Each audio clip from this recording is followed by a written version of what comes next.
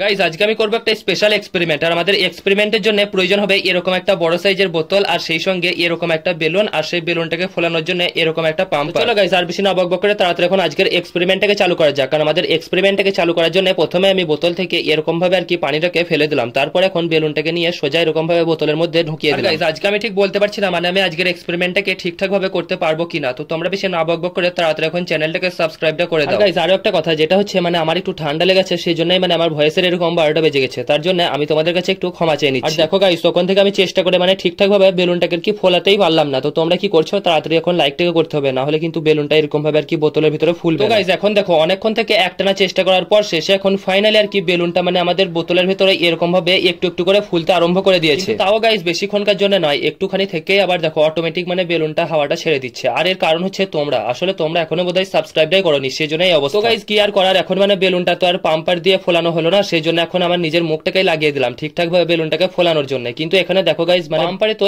একটু হলেও মানে বেলুনটাকে একটু ফোলানো যাচ্ছিল, কিন্তু এখানে তো মুখে করে কোন রকম কোনো রেসপন্সই পাচ্ছি না, মানে বেলুন তো ফুলছেই না। কি আর করার, এখন আবার মানে বেলুনটাকে ফোলানোর জন্য একটু পাম্পারটাকে ব্যবহার করতে হচ্ছে। তো দেখো গাইজ এখানে অনেকক্ষণ থেকে চেষ্টা করার পর শেষে এখন ফাইনালি আর কি বেলুনটাকে একটু ফোলানো গেছে। তো গাইজ এটাই ছিল আজকের মানে ফানি এক্সপেরিমেন্ট, কিরকম লাগলো অবশ্যই যেন কমেন্ট করে জানিও।